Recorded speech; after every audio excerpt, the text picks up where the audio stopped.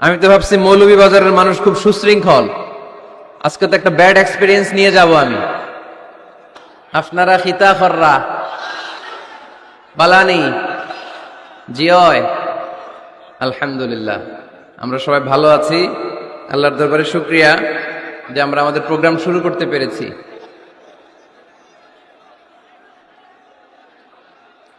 সরকার বাজার সিএনজি শ্রমিক সমিতি কর্তৃক আয়োজিত তৃতীয় বার্ষিক ওয়াজ দোয়ার মাহফিল।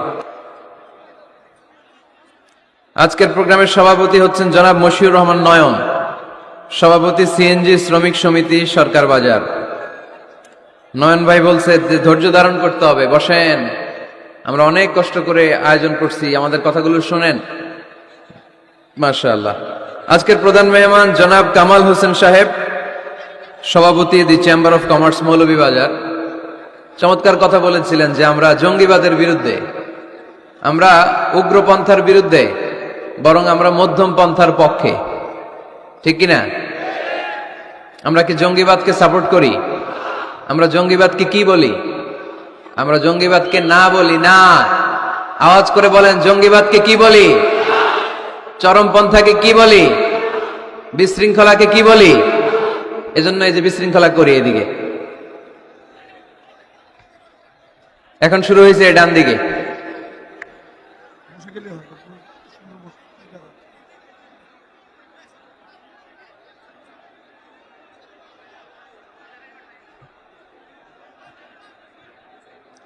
এরকম আওয়াজ চলতে থাকলে আলোচনা করা যাবে না। আমি তো ভাবছি মৌলভীবাজারের মানুষ খুব সুশৃঙ্খল, আজকে তো একটা ব্যাড এক্সপিরিয়েন্স নিয়ে যাব আমি।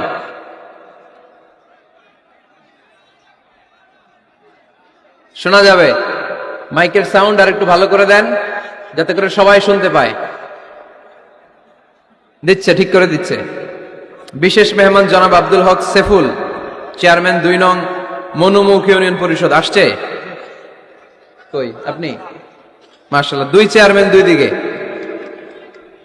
আল্লাহ তুমি 2 চেয়ারম্যানকে কবুল করো।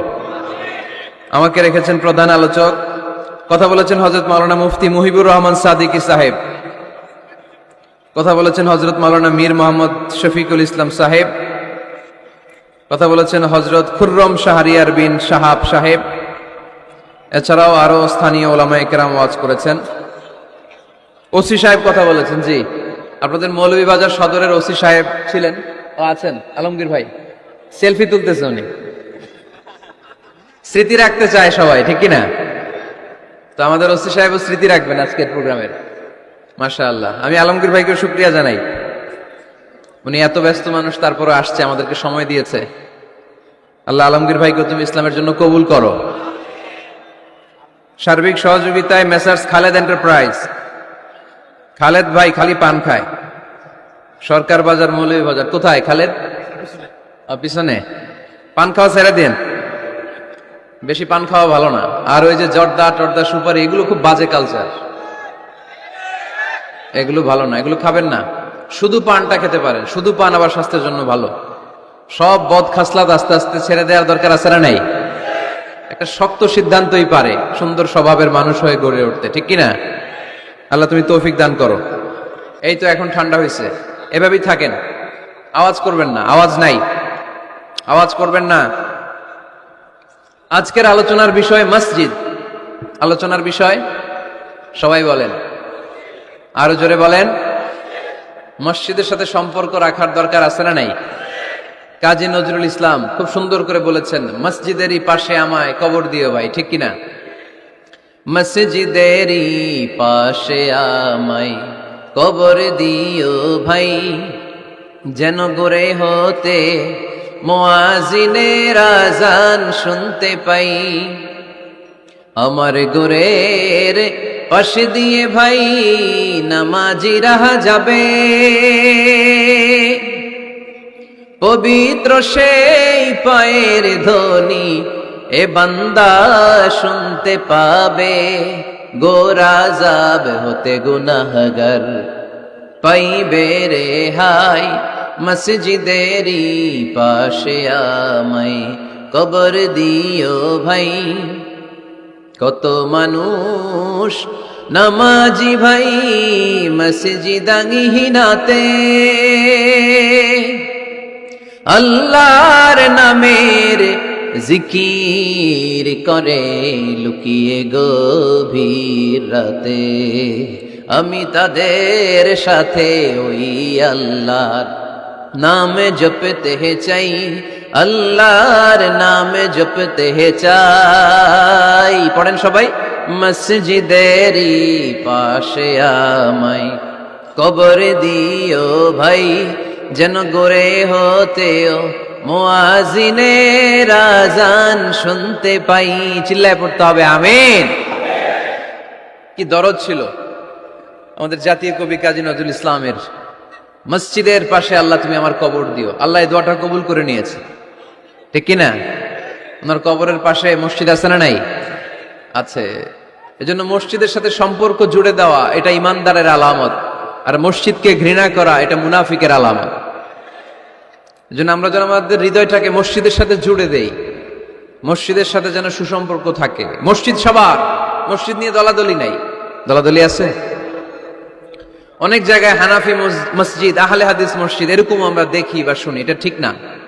হানাফি মসজিদ বলে কোনো কথা নাই, আহলে হাদিস মসজিদ বলে কোনো কথা নাই। মসজিদ সবার। ছোট্টখাট্ট বিষয় নিয়ে মসজিদে মারামারি, একজন হাত তোলে আরেকজন তোলে না, কিলাকিলি আছে না নাই? একজন বলে জোরে আমিন, আরেকজন আস্তে আমিন, মারামারি আছে না নাই? এগুলো কি মারামারি করার কোনো বিষয়?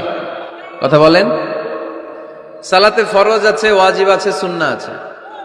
খেয়াল করে বুঝবেন, ফরজ যদি নষ্ট হয় সালাত ভঙ্গ হয়, you have to repeat your সালাত।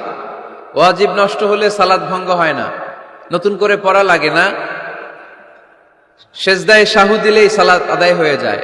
আর সুন্নাহ নষ্ট হলে নামাজ নষ্টও হয় না, নতুন করে পড়াও লাগে না, সৌ সেজদাও লাগে না, নামাজ আদায় হয়ে যায় সুন্নাহ নষ্ট হলে। এই যে হাত তোলা না তোলা এটা সুন্নাহ, আমিন জোরে বলা না বলা এটা কি সুন্নাহ, যেটা কোনো কারণে কেউ না করলেও তার নামাজ কবুল করে নিবে কে? আর এই সব সুন্নত লয়ে আমগো দেশে গিলাগিলি, মৌলভীবাজারে মাশাআল্লাহ এগুলা নাই, এখানেও আছে। এগুলার অবসান ঘটুক, আমরা চাই কি চাই না?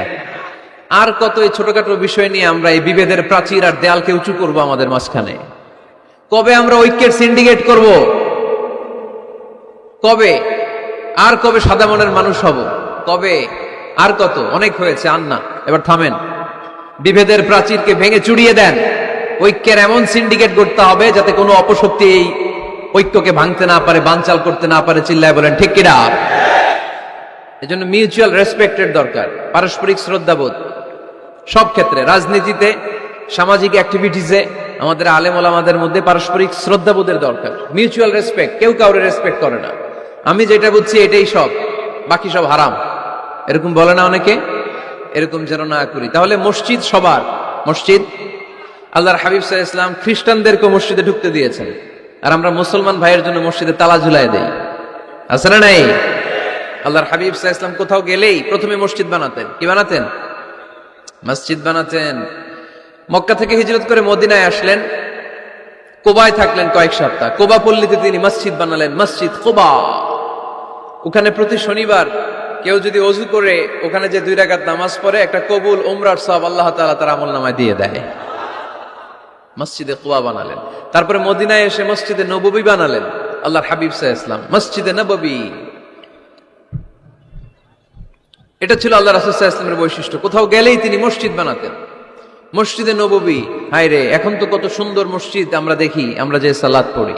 আল্লাহর হাবিব সাল্লাল্লাহু আলাইহি সাল্লামের সময় মসজিদে নববী কি এরকম ছিল? কথা বলেন। ফ্লোর ছিল বালুর ফ্লোর। কিসের ফ্লোর? আমাদের মসজিদের ফ্লোর কিসের? টাইলস। আল্লাহ রাসূল সাল্লাল্লাহু আলাইহি ওয়াসাল্লামের মসজিদে নববীর ফ্লোর কিসের? কথা বলে না তো আওয়াজ করে উত্তর দেন না কেন? কষ্ট হচ্ছে? দুপুরে খাইছেন না সবাই? কেন খান নাই কেন? রোজা রাখছিলেন? হ্যাঁ, ফজর বাদে আইছি। আচ্ছা ঠিক আছে, ঠিক আছে। আচ্ছা আচ্ছা, সাউন্ড নাই, কথা শোনা যায় না? এটা শুনলা কেমনে? জিজ্ঞেস করলাম কথা শোনা যায় না, কয় না। তো এটা শুনলা কি করে? মানে অল্প শোনা যায়, তাই তো? একটু পরে আমার বিদায় ঘন্টা বাজবে, আমি চলে যাব। এই তোমরা ডিস্টার্ব করতে করতে আমার সময় শেষ।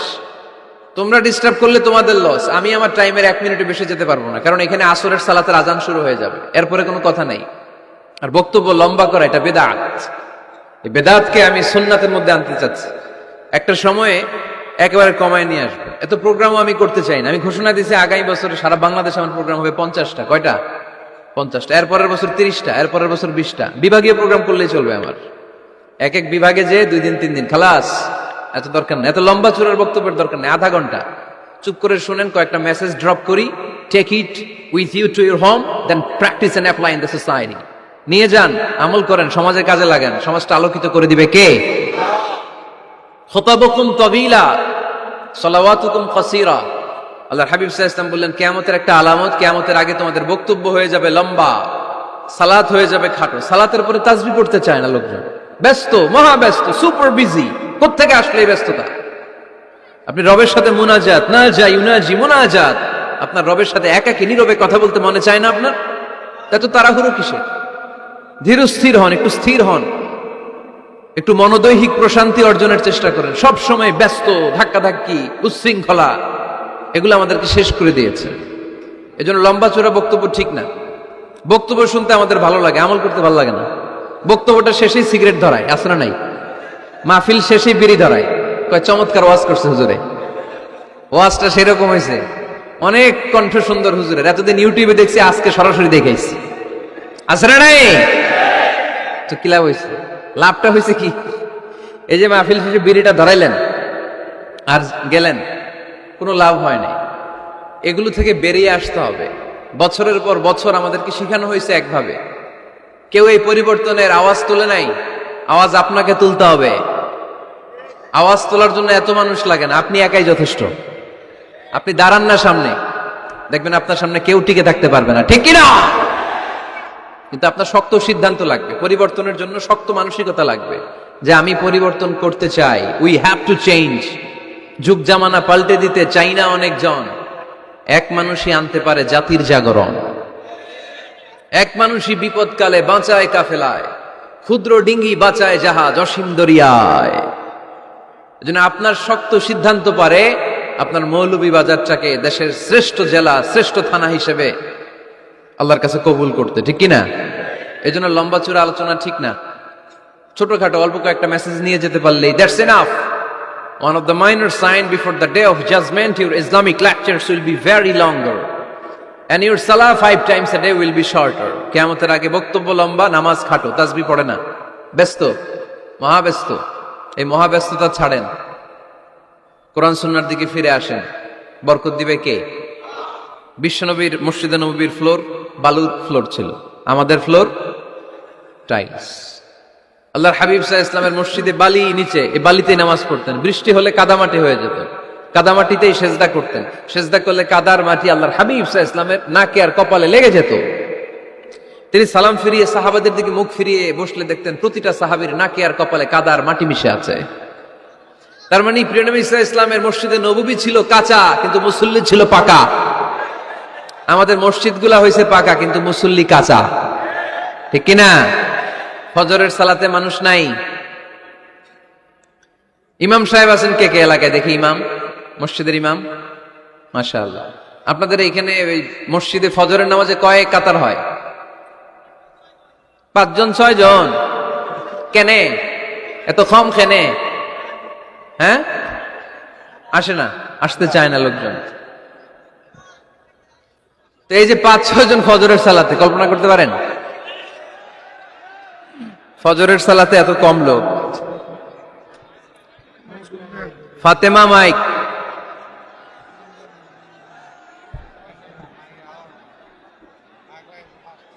কি হইল মাইকের?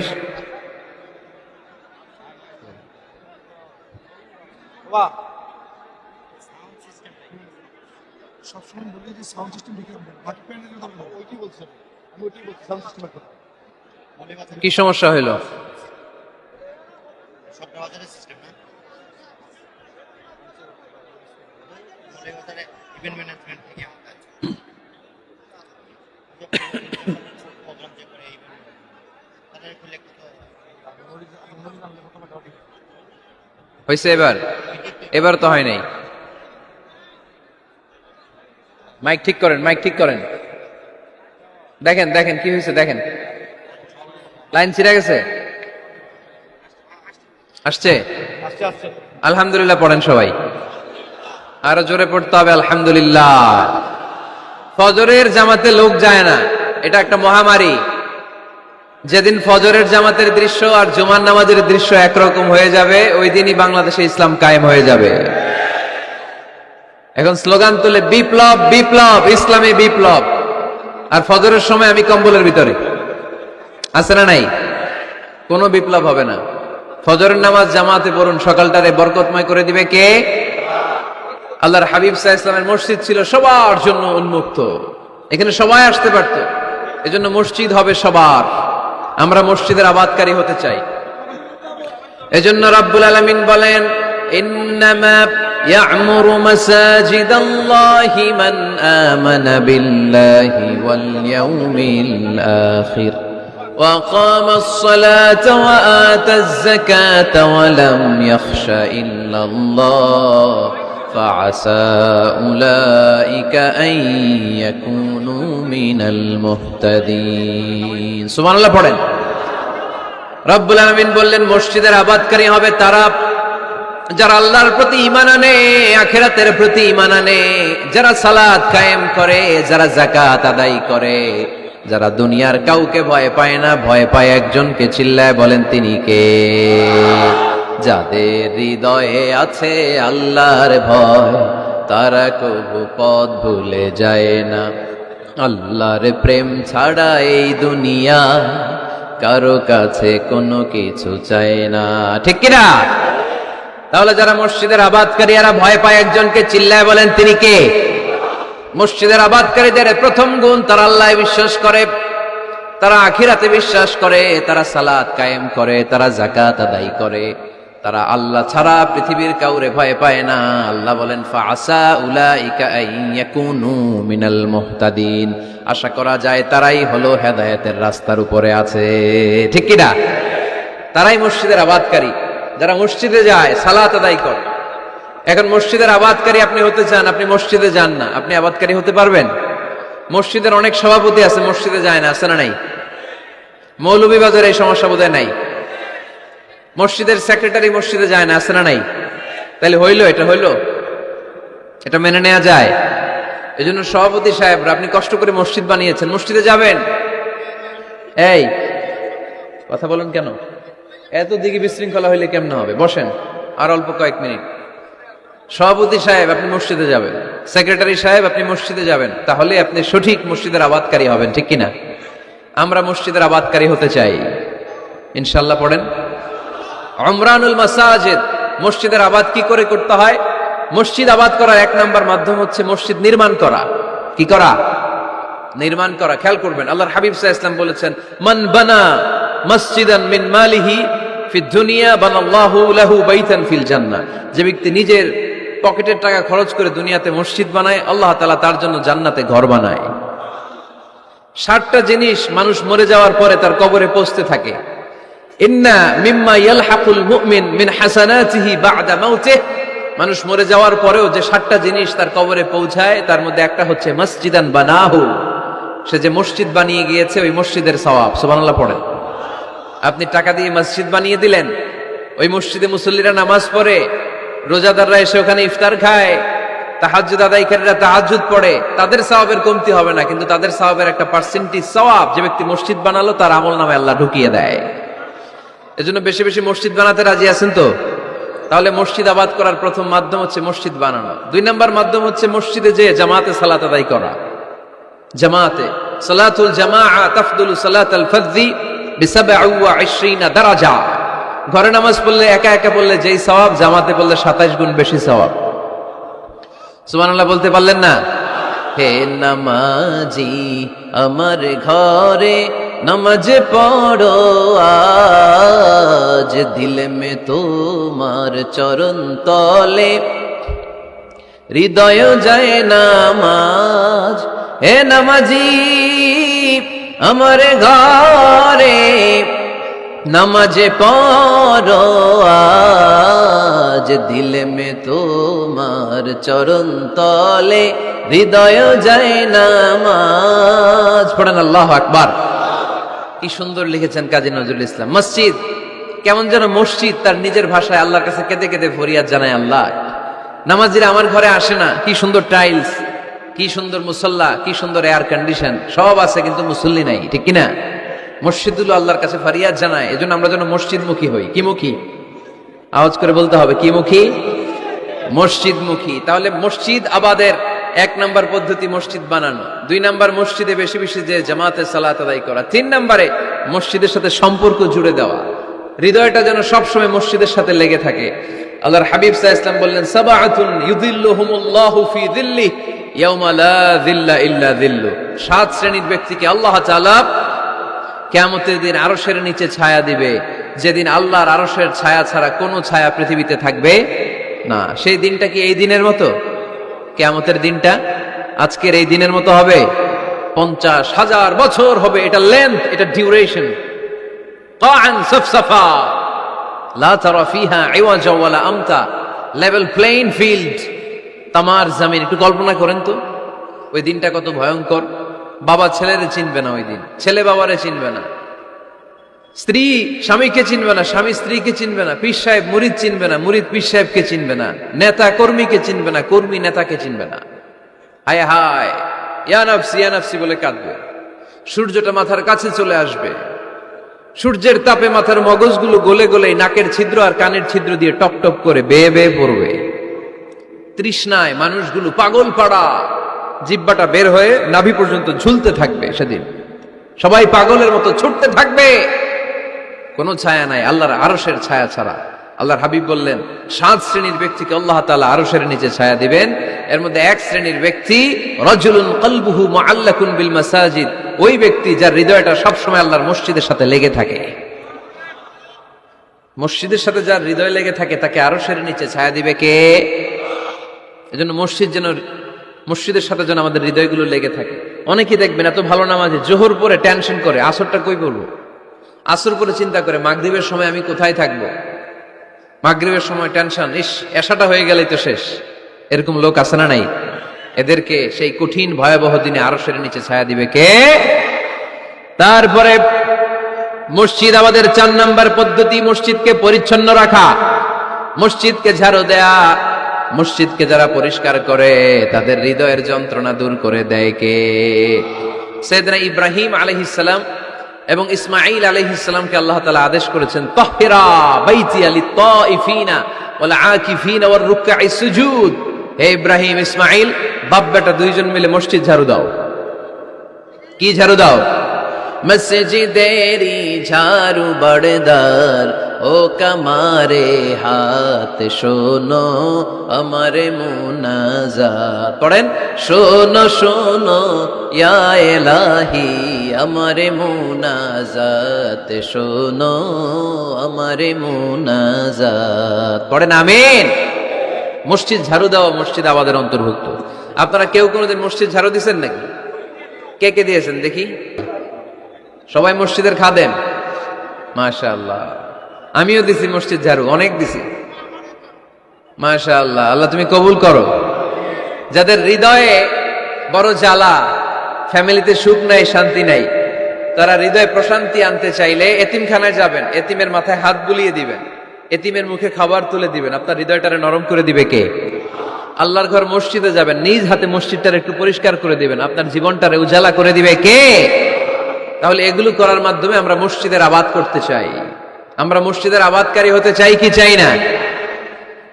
আল্লাহর ঘর মসজিদ আবাদ করার মতো শ্রেষ্ঠ কাজ পৃথিবীতে হতে পারে না। এই মসজিদের কিছু আদব আছে, আল্লাহ রাসূল সাল্লাল্লাহু আলাইহি ওয়াসাল্লাম বলেছেন এই আদবগুলো মেনটেন করে যেন আল্লাহর ঘর মসজিদের সাথে আমরা ব্যবহার করি। মসজিদের 1 নম্বর আদব হচ্ছে মসজিদে ওযুর সাথে প্রবেশ করা। কিসের সাথে? ওযু করে পরিচ্ছন্ন হয়ে মসজিদে প্রবেশ করা। এজন্য অপবিত্র অবস্থায় গোসল ফরজ, এরকম অবস্থায় মসজিদে ঢোকা যাবে? কথা বলেন, ঢোকা যায়? যেই নারীদের মাসিক চলতেছে, মেনস্ট্রুয়েশনাল পিরিয়ড চলতেছে, ওই নারীদের পক্ষে মসজিদে ঢোকা জায়েজ আছে? নাই। তাহলে এটা হলো 1 নম্বর আদব। মসজিদে ঢোকার সময় কি করে ঢুকবো? অজু করে, আওয়াজ করে বলেন কি করে ঢুকবো? অজু করে। 2 নাম্বার আদব হচ্ছে মসজিদে যাওয়ার সময় সবচেয়ে ভালো জামাটা পরে যাব, সবচেয়ে ভালো পাঞ্জাবিটা পরে যাব। জানতো আপনারা? না সবচেয়ে সিরাটা পরে যাব? হ্যাঁ, অনেকের নামাজের জন্য একটা পুরান জামা আছে, সিরা পাড়া, এদিকে হাত উঠালে দিতে দেখা যায়, আছে না নাই? সবচেয়ে সিরা পাড়াটা রাখে নামাজের জন্য, কপাল পোড়া। আর সুন্নাতে খাতনার অনুষ্ঠানে গেলে মাশাআল্লাহ লেহেঙ্গা গায়ে দিয়ে যায়, আছে না নাই? না, আপনি ইবাদতের জন্য সবচেয়ে সুন্দর জামাটা রাখবেন। এজন্য রাব্বুল আলামিন বলেন, ইয়া বানি আদম খুযু যিনাতাকুম ইনদা কুল্লি মসজিদ। ও বনি আদম, তুমি যখন আল্লাহর ঘর মসজিদে ঢুকবা, ও বনি আদম, তুমি যখন নামাজের মুসল্লায় দাঁড়াবা, তোমার সবচাইতে দামি, সবচাইতে সুন্দর জামাটা গায়ে দিয়ে তুমি নামাজে দাঁড়াও। ঠিক কিনা? তাহলে এখন মসজিদে যাওয়ার সময় কি গায়ে দিয়ে যাবেন বলেন? খিতা করবেন? হ্যাঁ, মাশাআল্লাহ, হ্যাঁ, সবচেয়ে ভালো কাপড়টা আয়রন করে পারফিউম মেখে তারপরে আমরা যাব। রাজি আছেন তো? 3 নাম্বার আদব হচ্ছে মসজিদে ঢোকার সময় বাম পা দিয়ে ঢুকতে হয়।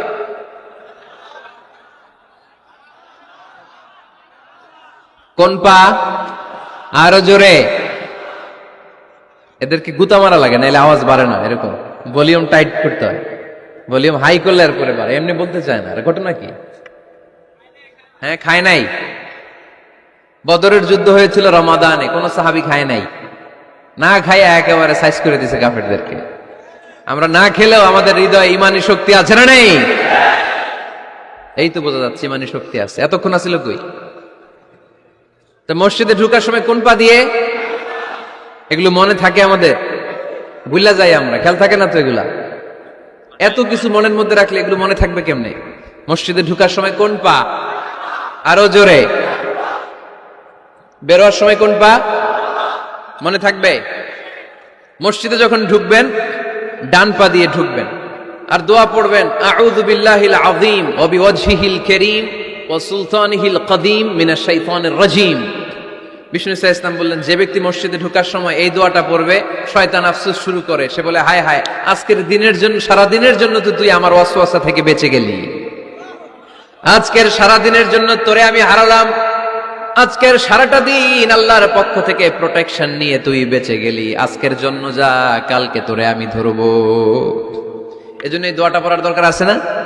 আউযু বিল্লাহিল আযীম ওয়া বিওয়াজহিল কারীম ওয়া সুলতানিহিল কদীম মিনাশ শাইতানির রাজীম। 4টা বাক্যের দোয়া।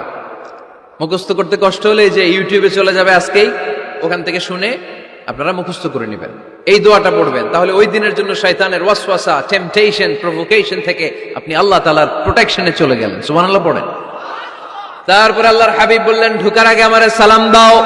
পড়বেন, আসসালামু আলাইকা আইয়ুহান নাবিয়্যু ওয়া রাহমাতুল্লাহি ওয়া বারাকাত। এই 2টা জিনিস যখন করে ফেললেন, তখন ডান পা দিয়ে পড়বেন, আল্লাহুম্মা আফতাহ লি আবওয়াবা রাহমাতিক। সুবহানাল্লাহ পড়েন। আল্লাহুম্মা আফতাহ লি, ও আল্লাহ আমার জন্য তুমি খুলে দাও, আবওয়াবা রাহমাতিক, তোমার রহমতের দরজা। তার মানে মসজিদে ঢুকলে রহমত পাওয়া যায় কি যায় না? মসজিদে ঢুকলে পাওয়া যায় রহমত, মসজিদের বাইরে রহমতের কথা আল্লাহ বলে নাই। মসজিদের ভিতরে রহমত। কোথায় রহমত? কোথায়? মসজিদের ভিতরে রহমত আছে না? তার প্রমাণ, মসজিদে ঢুকলেই শান্তি লাগে কেমন জানি, আর ঘুমে ধরে। মসজিদে ঘুমাইছেন কারা কারা দেখি? সবাই ঘুমাইছেন? আরে আমি কত ঘুমাইছি। জুমার নামাজের সময় যে কি ঘুম আসে, আসে আসে, কমন পড়ছে, একেবারে কমন পড়ে গেছে, ঘুম আসে। কারণ রহমত, রহমতের ঝিরি ঝিরি বাড়ি ধারা আল্লাহ তাআলা আরশের উপর থেকে নাজিল করতে থাকে, আর এই রহমতের কারণে হৃদয়টা প্রশান্ত হয়ে যায়, অনেকের ঘুমও চলে আসে, ঠিক কিনা? এজন্য আল্লাহুম্মা আফতাহ লি আবওয়াবা রাহমাতিক, ও আল্লাহ তোমার রহমতের দরজাগুলো আমার জন্য খুলে দাও। এই দোয়া পড়লে রহমতের দরজা খুলে দেয় কে? আবার মসজিদ থেকে যখন বের হবেন তখন কোন পা দিয়ে? জোরে বলেন। বাম পা দিয়ে কি পড়বেন? আল্লাহুম্মা ইন্নী আসআলুকা মিন ফাদলিক, ও আল্লাহ তোমার কাছে আমি তোমার পক্ষ থেকে ফদল চাই, মানে রিজিক চাই। রিজিক দেওয়ার মালিক কে? তার মানে খুব সোজা সাপটা কথা হচ্ছে, মসজিদের ভিতরে পাওয়া যায় রহমত, আর বাইরে পাওয়া যায় ফদল বা রিজিক। বাইরে পাওয়া যায় কি? রিজিক। মসজিদের ভিতরে রিজিক আছে, তার মানে সারাদিন মসজিদে বসে থাকলে রিজিক মিলবে। নামাজের সময় নামাজ পড়তে হবে, কাজের সময় কাজ করতে হবে, এটাই হচ্ছে ইসলামের বিধান। নামাজের সময় নামাজ, কাজের সময়, আমি প্রশ্ন করব আওয়াজ করে উত্তর দেন, নামাজের সময়, কাজের সময়, নামাজের সময়, কাজের সময়, এটা মনে থাকবে। এজন্য আল্লাহ বললেন ফাইদা কুদিয়াতিস সালাতু ফান্তাশিরু ফিল আরদি ওয়াবতাগু মিন ফাদলিল্লাহ, যখন তোমাদের সালাত শেষ হয়ে যায় আল্লাহর রিজিক অন্বেষণের জন্য আল্লাহর জমিনে তোমরা ছড়িয়ে যাও। নামাজের সময় আসবেন, নামাজ শেষ বের হয়ে যান। ফান্তাশিরু ফিল আরদ, জমিনে ছড়িয়ে পড়ো।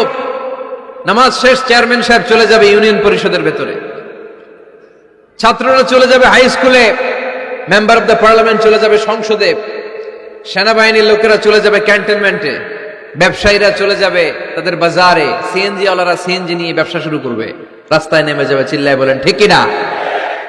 এটাই ইসলামের বিধান। নামাজের সময় নামাজ, কাজের সময়। আচ্ছা, তাহলে প্রথম সুন্নাত পেলাম পবিত্র হয়ে ঢুকবো, ভালো জামা পরে ঢুকবো 2 নাম্বার। 3 নাম্বার ঢুকার সময় কোন পা, বের হওয়ার সময়। 4 নাম্বার মসজিদে ঢুকেই 2 রাকাত। মসজিদে ঢুকে কয় রাকাত পড়েন আপনারা? তাহিয়াতুল মসজিদ, মসজিদে আপনি ওয়েলকাম জানাবেন, ঢুকেই 2 রাকাত পড়বেন, ওযু করলেই 2 রাকাত। আল্লাহর হাবিব সাল্লাল্লাহু আলাইহি ওয়াসাল্লাম মসজিদে নববীতে জুমার খুতবা দিচ্ছেন। খুতবা চলাকালীন সময়ে এক সাহাবী এসে মসজিদের মধ্যে বসে পড়লেন। আল্লাহর হাবিব সাল্লাল্লাহু আলাইহি ওয়াসাল্লাম সাহাবীরে বললেন দাঁড়াও। সাহাবী দাঁড়ালেন। আল্লাহর নবী জিজ্ঞেস করলেন কেন বসে বললা, 2 রাকাত পড়ছো নাকি? সাহাবী বলে পড়ি নাই। বিশ্বনবী বললেন তাহলে তাড়াতাড়ি 2 রাকাত নামাজ পড়ে বসে যাও। সুবহানাল্লাহ পড়ো। 2 রাকাত পড়ো নাই তো পড়ো, দাঁড়াও, তারপরে বসো। দেখেন খুতবা চলাকালীন সময়ে আমাদের খতিবরা কখনো খুতবা থামায়? কথা বুঝেন নাই? জুমার খুতবা আপনারা শুনেন না? খুতবা চলতেছে, ওই মুহূর্তে ইমাম সাহেবরা কখনো খুতবা থামায়? মাঝখানে কোনো ঝামেলা হলে থামায় না। প্রথম খুতবা শেষ, বসে, তারপরে দ্বিতীয় খুতবা। খুতবার মাঝখানে কোনো থামাথামি নাই। কিন্তু আল্লাহর হাবিব সাল্লাল্লাহু আলাইহি সাল্লাম কেমন খতিব ছিলেন দেখেন। আল্লাহর হাবিব সাল্লাল্লাহু আলাইহি সাল্লামের খুতবা দেওয়ার স্টাইল এন্ড অ্যাটিটিউড এবং আমাদের খুতবা দেওয়ার স্টাইল এন্ড অ্যাটিটিউড, আল্লাহ রাসূল সাল্লাল্লাহু আলাইহি সাল্লামেরটা কত প্রাণবন্ত ছিল। আল্লাহ রাসূল সাল্লাল্লাহু আলাইহি সাল্লাম সোসাইটি ওরিয়েন্টেড একজন পার্সোনালিটি ছিলেন, সমাজের মানুষ কেন্দ্রিক, খুব সামাজিক ছিলেন আল্লাহ রাসূল সাল্লাল্লাহু আলাইহি সাল্লাম। তিনি দেখলেন একজন বসে পড়ছে, উনি খুতবা থামায় দিলেন। জুমার খুতবা থামায় বললেন এই নামাজ পড়ছো না, পড়ো 2 রাকাত পড়ো। আবার খুতবা শুরু করলেন। সুবহানাল্লাহ পড়বেন না? একবার তিনি খুতবা দিচ্ছেন, দেখলেন আল্লাহ রাসূল সাল্লাল্লাহু আলাইহি ওয়াসাল্লামের 2 জন নাতি হাসান আর হুসাইন রাদিয়াল্লাহু তাআলা আনহুমা, ছোট্ট মানুষ, কাতারের ভিতরে ঢুকে কোন সাহাবী টুপি টান দেয়, কারো পাগড়ি ধরে টান দেয়, একজন এদিকে দৌড় দেয়, আরেকজন ওদিকে দৌড় দেয়। মসজিদে একটা ডিস্টার্ব হচ্ছে। আল্লাহর হাবিব সাল্লাল্লাহু আলাইহি ওয়াসাল্লাম খুতবা থামিয়ে দিলেন, মিম্বার থেকে নেমে আসলেন, 2 নাতিকে 2 হাতে ধরলেন, ধরে আস্তে করে জান্নাতের এই 2 সর্দারকে নিয়ে মিম্বারের উপরে দাঁড়ালেন। এই হাতে এই নাতি, ওই হাতে আরেক নাতি। এরপর দাঁড়িয়ে দাঁড়িয়ে তিনি বাকি খুতবা দিলেন। পড়েন সুবহানাল্লাহ। কত প্রাণবন্ত খুতবা। উনিও খুতবা দিতেন, আমরাও খুতবা দেই। আল্লাহর হাবিব সাল্লাল্লাহু আলাইহি ওয়াসাল্লাম খুতবা দিচ্ছেন। এক সাহাবী এসে বলল ইয়া রাসূলুল্লাহ, মদিনায় দুর্ভিক্ষ, বৃষ্টি নাই, আপনি বৃষ্টির দোয়া করেন। রাসূল সাল্লাল্লাহু আলাইহি ওয়াসাল্লাম খুতবা থামায় দিলেন, থামায় দিয়ে দোয়া শুরু করলেন। আল্লাহুম্মা আসকিনা গায়সান মুগীসান মারিআন মুরিআন নাফিআন গায়রা দার আজিলান গায়রা আজিল। আল্লাহ উপকারী বৃষ্টি দেন, যে বৃষ্টিতে আমাদের ফসল জন্মাবে, সবুজ ঘাস লতা পাতা জন্মাবে, আমাদের গবাদি পশুর রিজিক বাড়বে, এরকম উপকারী বৃষ্টি আমাদেরকে দিয়ে মদিনাটারে ধন্য করে দেন। বৃষ্টি শুরু হলো। জুমাবার বৃষ্টি, শনি রবি সোম মঙ্গল বুধ বৃহস্পতি শুক্র, টানা 7 দিন বৃষ্টি। এবার বৃষ্টির চোটে মদিনায় বন্যা হয়ে গেছে। এতদিনে দুর্ভিক্ষ, এতদিনে কি? এখন বৃষ্টির বরকতের দোয়া করছে, বৃষ্টিতে এবার বন্যা। যেই সাহাবী বৃষ্টির জন্য দোয়া করতে বলেছিলেন, পরের জুমাবারের খুতবার সময় এসে ওই সাহাবী বলেন ইয়া রাসূলুল্লাহ, আবার খুতবার মাঝখানে ইয়া রাসূলুল্লাহ, আর বৃষ্টির দরকার নেই, আর দরকার নেই, এবার বৃষ্টি বন্ধের দোয়া করেন। আল্লাহর হাবিব সাল্লাল্লাহু আলাইহি ওয়াসাল্লাম খুতবা থামিয়ে আবার বন্ধের দোয়া, আল্লাহুম্মা হাওয়ালাইনা ওয়ালা আলাইনা, হে আল্লাহ আমাদের চারিদিকে দেন, মদিনাতে আর বৃষ্টির দরকার নেই। চিল্লায় পড়েন সুবহানাল্লাহ। এজন্য খতিব হবে এরকম প্রাণবন্ত খতিব। সমাজে কি চলে, কি ক্রাইসিস, কি সংকট, ইয়াংরা কোন সমস্যায় ভোগে, আমাদের রাজনৈতিক অঙ্গনে কি সমস্যা, আমাদের অর্থনৈতিক অঙ্গনে কি সমস্যা, আমাদের সামাজিক অঙ্গনে কি সমস্যা, আমাদের পরিবারগুলোর ভেতরে কি ঝামেলা, প্রত্যেকটা কথা মসজিদের মিম্বার থেকে আসার দরকার আছে না নাই? আল্লাহর হাবিব সাল্লাল্লাহু আলাইহি ওয়াসাল্লাম এভাবেই সমাজকে ঠিক করে দিতেন। 2 রাকাত মসজিদে ঢুকে আজকে থেকে আমরা পড়ব। মসজিদে ঢুকলেই কয় রাকাত মনে থাকবে না ভুলে যাবেন? তারপরে আল্লাহর হাবিব সাল্লাল্লাহু আলাইহি ওয়াসাল্লাম বলেছেন, খবরদার কবরের উপর মসজিদ বানিও না। কবরস্থান একদিকে, মসজিদ আর একদিকে, কিন্তু বাংলাদেশে মসজিদের সাথে কবর মিলানো আছে না নাই? ছোট্ট একটা মসজিদ কিন্তু এত বড় বাবার কবর আছে না নাই? না, এগুলো করবেন না আপনি। আগে হবে মসজিদ, পরে কবরস্থান। যেমন মসজিদে নববী হয়েছে আগে, তারপরে বিশ্বনবীর কবর এখানে আছে না নাই? মসজিদে নববী প্রতিষ্ঠিত হয়েছে আগে, পরে বাকি কবরস্থান আছে না নাই? কিন্তু কোন আল্লাহর ওলির কবরস্থানের উপরে যদি মসজিদ বানান, তার উপর লানাত দিয়েছে কে? লাআনা রাসূলুল্লাহ আলাল ইয়াহুদ ওয়ান নাসারা ইত্তাখাযু কুবুর আমবিয়াইহিম মাসাজিদা। আল্লাহর রাসূলের লানত ইহুদি নাসারাদের উপর, কারণ ইহুদি আর নাসারাদের একটা খাসলাত, একটা বৈশিষ্ট্য ছিল, তারা তাদের নবীদের কবরের উপরে মসজিদ বানায় ফেলতো। এটা করা যাবে? এজন্য এলাকায় এলাকায় এই ঝামেলা, কবর আর মসজিদ হবে আলাদা। আবার মসজিদের কেবলার দিকে যেন কবরস্থান না হয়, তাহলে শিরক হওয়ার সম্ভাবনা আছে না নাই? খুব সাবধান, আল্লাহ সব মাফ করে কিন্তু শিরক মাফ করে না, ঠিক কিনা? শিরক হচ্ছে মহাপাপ, সব পাপের বাপ। এজন্য আমরা সব করলেও শিরকের গুনাহ মুসলমান কখনো করতে পারে। এরপর আল্লাহর হাবিব বললেন, মসজিদকে পরিষ্কার পরিচ্ছন্ন রাখো, এটাও মসজিদের আদাব। মসজিদে আতর লাগিয়ে দেন, বাখুর জ্বালিয়ে দেন। আপনাদের এই এলাকার মধ্যে তো বাখুরের অভাব নাই, আগরের অভাব নাই, ঠিক কিনা? গতকাল প্রোগ্রাম ছিল কই? সুজানগর, আগরের রাজধানী। আগর চিনেননি আপনারা? হ্যাঁ, এই যে দেহনেল উদ পারফিউম, আপনাদের এই যে মাহাতাব সাহেবের আল হারামাইন, এরপরে যে আজমল কোম্পানি, এও আপনাদের এই মৌলভীবাজার এলাকার। এরকম অনেক কোম্পানি আছে দুবাই ভিত্তিক, গোটা বিশ্বে ওনারা ব্র্যান্ডিং করেছে। এগুলোর র ম্যাটেরিয়াল, কাঁচামাল যায় হচ্ছে আপনাদের মৌলভীবাজার থেকে। ছেলের বউ শাশুড়ির ওয়াজ গতকাল করছে, শুনে নিন। শাশুড়ি আর বৌমার কিলাকিলি, গতকালের ওয়াজের বিষয় ছিল কি? শাশুড়ি বৌমার কিলাকিলি কি করে থামাবেন, শুনে নিন। আচ্ছা ঠিক আছে, মুফতি সাহেবদের কাছ থেকে জেনে নেবেন এই প্রশ্ন। আমি উত্তর দিলে আবার কিলাকিলি লেগে যাবে বাংলাদেশ। কিলাকিলির দরকার নাই। সম্মানিত ভাইয়েরা, মসজিদ পরিষ্কার পরিচ্ছন্ন রাখবেন, এই বাখুর জ্বালাবেন, দেহিনেল উদ, এই পারফিউম গুলো ছড়িয়ে দিবেন। মসজিদের মধ্যে অনেক মসজিদের দুর্গন্ধ আছে না নাই? এই কার্পেটের মধ্যে ময়লা, পরিষ্কার করেন। আল্লাহর হাবিব সাল্লাল্লাহু আলাইহি ওয়াসাল্লাম বলেছেন, খবরদার। আম্মা জান আয়েশা বর্ণনা করেন, আমার রাসূলুল্লাহ সাল্লাল্লাহু আলাইহি ওয়াসাল্লাম বিবিনাইল মসজিদ ফিদ দুয়ার ওয়া আন তুতাইয়াবা ওয়া তুনাযাফ। আমরা যেন এলাকা এলাকায় মসজিদ বানাই, মসজিদগুলোকে যেন পারফিউম দিয়ে, আতর দিয়ে সুগন্ধময় করে দেই। বিশ্বনবী আদেশ করেছেন, সুবহানাল্লাহ পড়েন। এজন্য কোনো অপরিচ্ছন্ন মসজিদ থাকতে পারবে না। মসজিদের পাশ দিয়ে গেলে আতরের ঘ্রাণে আমোদ হয়ে লোকজন যেন বুঝতে পারে এটা আল্লাহর ঘর, মসজিদ। চিল্লায় বলেন ঠিক কিনা? এরপর আল্লাহর হাবিব সাল্লাল্লাহু আলাইহি ওয়াসাল্লাম বলেছেন, মসজিদের আরেকটা আদব হলো মসজিদকে অতিমাত্রায় ডিজাইন না করা। বেশি ডিজাইন করা যাবে না। এমন ডিজাইন করা যাবে না যে এটা মসজিদ বোঝাই যায় না। এত লাইটিং ফাইটিং করে, এটা কি মসজিদ না কমিউনিটি সেন্টার বোঝাই যায় না। আছে না নাই? আছে। এরকম যেন আমরা না করি সম্মানিত ভাইয়েরা। বিশেষ করে মসজিদের সামনের দেয়ালে। কোন দেয়ালে? সামনের দেয়ালটা, কেবলার দিকে যেই দেয়াল, এই দেয়ালটা হতে হবে ফ্রেশ, যাতে করে মানুষের দৃষ্টি আকর্ষণ না করে। প্রায় মসজিদের দেয়ালের মাঝখানে দেখবেন আপনি ক্যালেন্ডার ঝুলায় রাখে, আছে না নাই? মৌলভীবাজারের কি অবস্থা? খিতা খবর আছে? তো এই যে ক্যালেন্ডার ঝুলায় রাখে, ওইখানে দেখবেন বিভিন্ন মসজিদের ছবি, এতিমখানার ছবি, মানুষের ছবি। তো মানুষ নামাজে পড়ে আবার ওগুলোও তাকায়, আছে না নাই? প্রথম কাতারে পরে ওইখানে কি লেখা, এগুলো পরে তার ডিস্টার্ব হচ্ছে না? এই মুসল্লির দৃষ্টি যাতে অন্যদিকে না যায়, এটা খেয়াল রাখতে হবে। যদি পারা যায়, মসজিদের সামনে কোনো ঘড়ি টড়ি চলবে না। ঘড়ি মসজিদের পেছনের দেয়ালে, সময়সূচি পেছনের দেয়ালে, সব পেছনে। সময় কয়টা বাজে ওটা ইমাম দেখলেই চলবে, ইমাম এভাবে দেখে নিবে, আপনারাও দেখে নিবেন। কিন্তু সামনের দেয়ালটা যত সিম্পল করা যায়। আল্লাহর হাবিব সাল্লাল্লাহু আলাইহি ওয়াসাল্লাম নামাজ পড়া অবস্থায় সামনে এমন কিছু রাখতেন না যেটার দ্বারা আল্লাহর হাবিব সাল্লাল্লাহু আলাইহি ওয়াসাল্লামের সালাতে মনোযোগ অন্যদিকে চলে যায়। আমরা যখন সালাত পড়ি, যদি অন্যদিকে তাকাই, ফেরেশতার মাধ্যমে আল্লাহ একটা ডাক দেয়, বলে আকবিল, এই বান্দা ফিরে আয়, তোর নজর থাকা দরকার সিজদার জায়গায়, ফিরে আয়। আপনি আবার যখন অন্যদিকে তাকান, আল্লাহ বলে ফিরে আয়, সিজদার দিকে তাকা। আপনি আবার যখন ঘড়ির দিকে তাকান, আল্লাহ বলে আকবিল, ফিরে আয়, সিজদার দিকে তাকা। আপনি যখন আবার অন্যদিকে তাকান, তখন আল্লাহ বলে লা হাজাতা লি ইলা সালাতি, তোর এই নামাজের দরকার আমার নাই। নাউজুবিল্লাহ পড়বেন না? তোর এই নামাজের দরকার আমার নাই। অজু করে কষ্ট করে যাকে খুশি করার জন্য আপনি সালাতে দাঁড়ালেন, উনি যদি বলে এই নামাজের দরকার নেই, তা কার জন্য নামাজ পড়লেন আপনি? কথা কি বুঝতে পেরেছেন? এই জন্য এলাকার গণ্যমান্য ব্যক্তিবর্গ আছে, আমাদের চেয়ারম্যান সাহেব আছে, আরো অন্যান্য বিজনেস ম্যাগনেটরা আছে, আপনারা মসজিদ যখন নির্মাণ করবেন, সামনের দেয়ালটা যত সাদামাটা হতে পারে ততই ভালো। এমনকি জায়নামাজের মধ্যে এখন কাবা ঘরের ছবি আছে না নাই? আছে না? কি মুসলমান আমরা, নিজের কাবারে নিজে লাথি মারি নামাজের আগে, মনের অজান্তে নিজের কাবাকে নিজে লাথি মারছি। এরকম জায়নামাজ ব্যবহার করা নিষেধ, চিল্লায় বলেন ঠিক কিনা? সাদা ফ্রেশ জায়নামাজ বাজারজাত করেন, আপনাদের সিদ্ধান্তই ওনাদের ব্যবসা বয়কট হয়ে যাবে। আপনারা যদি এখন থেকে মসজিদের মিনারা আর কাবা ঘরের যে প্রতিকৃতি বা ছবি, এরকম ছবি সম্বলিত জায়নামাজ কিনা বন্ধ করে দেন, এদের মার্কেট থাকবে? কথা বলেন। কালকে থেকে আমরা জায়নামাজ কেনার সময় ফ্রেশ জায়নামাজ কিনবো।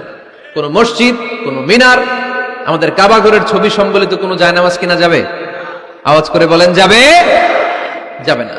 এগুলো হচ্ছে মসজিদের আদাব, এগুলো রক্ষা করে মসজিদে ঢোকার দরকার আছে না নাই? পৃথিবীতে 3টা মসজিদ সবচাইতে শ্রেষ্ঠ মসজিদ, কয়টা? আওয়াজ করে বলেন না। 1 নাম্বার মসজিদুল হারাম, ফাওয়াল্লু উজুহাকুম শাতরা, যেখানেই তোমরা নামাজ পড়ো না কেন মসজিদের হারামের দিকে হয়ে নামাজ পড়ো। কেবলা কোন দিকে আজকে? এদিকে, এইদিকে কেবলা। আমি যদি এদিকে হয়ে পড়ি নামাজ হবে না? হবে না কেন? কারণ কেবলামুখী হয়ে নামাজ পড়া ফরজ, চিল্লায় বলেন ঠিক কিনা? মসজিদুল হারাম পৃথিবীর প্রথম মসজিদ, ওখানে একটা ঘর আছে, ঘরটার নাম হলো কাবা। ইন্না আউওয়ালা বাইতিন উদিআ লিন-নাসি লাল্লাযী বিবাক্কাতা মুবারাকা। এই পৃথিবীর প্রথম ঘর, যেই ঘরটা স্থাপিত হয়েছে বাক্কা শহরে। বাক্কা মক্কার আগের নাম, এখন শহরের নাম মক্কা, আগে নাম ছিল কি? সবাই বলেন কি নাম ছিল? বাক্কা। এটা পৃথিবীর আদি ঘর, সব নবীদের পরশধন্য পদধূলিতে এই জায়গাটা বরকতময় হয়েছে। এটা এমন ঘর, যেই ঘরের চারদিকে 1 রাকাত নামাজ পড়লে 1 লক্ষ রাকাতের সওয়াব পাওয়া যায়। হজ উমরা করেছেন কে কে দেখি? হজ উমরা করেছেন আপনারা না? মাশাআল্লাহ। আমরা যারা করতে পারি নাই, আল্লাহ তাদেরকে তৌফিক দাও। আমরা যেন এই কাবা ঘরে যে প্রাণ ভরে সালাত আদায় করতে পারি, আল্লাহ তৌফিক দান করো। আমরা যেন মসজিদে নববীতে যে প্রাণ ভরে সালাত করতে পারি, তৌফিক দান করো। আল্লাহর হাবিব সাল্লাল্লাহু আলাইহি ইসলামের কবরের সামনে দাঁড়িয়ে যেন আমরা প্রাণ খুলে মন প্রাণ উজাড় করে বিশ্বনবী সাল্লাল্লাহু আলাইহি ইসলামকে সালাম দিতে পারি, আল্লাহ তৌফিক দান করো। এই কাবা ঘরকে কেন্দ্র করে প্রতিদিন 100টা রহমত নাজিল হয়।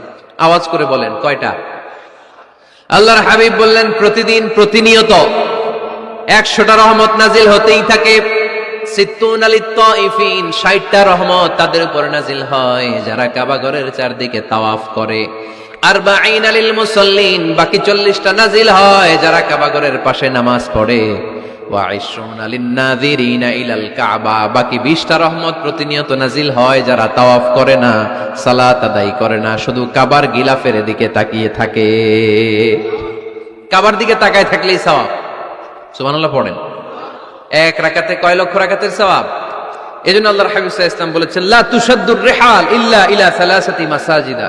স্পেশাল ভার্চু এন্ড রিওয়ার্ড, বিশেষ সওয়াবের নিয়তে পৃথিবীর এই 3টা জায়গা ছাড়া কোথাও নিয়ত করে ভ্রমণ করা জায়েজ নাই। 1 হচ্ছে মসজিদুল হারাম, 2 হচ্ছে মসজিদ নববী, 3 হচ্ছে মসজিদুল আকসা।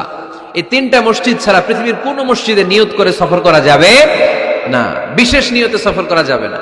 যে আমি যদি এই মৌলভীবাজারের জামে মসজিদে যাই বেশি সওয়াব পাওয়া যাবে, এই নিয়তে সফর করা যাবে না। বেশি সওয়াব শুধু এই 3 মসজিদে।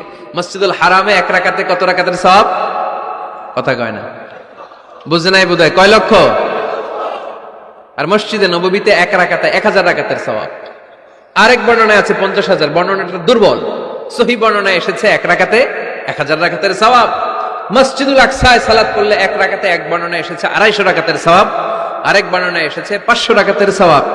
এই 3টা মসজিদ ছাড়া পৃথিবীর অন্য কোন মসজিদে যে নামাজ পড়লে বেশি সওয়াব হবে, এই নিয়তে সফর করা যাবে? চিল্লায় বলেন যাবে। তবে মসজিদটা দর্শন করার জন্য যেতে পারবেন। মসজিদটা দেখতে কেমন, এটার ক্যালিওগ্রাফিক্যাল ডিজাইন কেমন, এটার আর্কিটেকচারাল ডিজাইন কেমন, এটার দৃষ্টিনন্দন সৌন্দর্য কেমন, মসজিদটা দেখতে কেমন, দেখতে যেতে পারবেন, কিন্তু বিশেষ সওয়াব রিওয়ার্ড এই 3টা মসজিদ ছাড়া অন্য কোনো মসজিদের জন্য হবে না। এই মসজিদ হচ্ছে আমাদের সামাজিক ঐক্যের কেন্দ্রবিন্দু, এটা হচ্ছে আমাদের কমিউনিটি সেন্টার। আমরা শুধু নামাজের জন্য মসজিদকে ইউজ করি, এছাড়া আরো অনেক ইউসেজ আছে মসজিদের। খেয়াল রাখবেন, আমাদের মুসলমানদের মসজিদ হিন্দুদের মন্দিরের মতো নয়। কোথায় আজান হয়েছে? শেষ করে দিব না? সুবহানাকাল্লাহুম্মা বিহামদিকা আশহাদু আল্লা ইলাহা ইল্লা আনতা আস্তাগফিরুকা ওয়া আতুবু ইলাইক।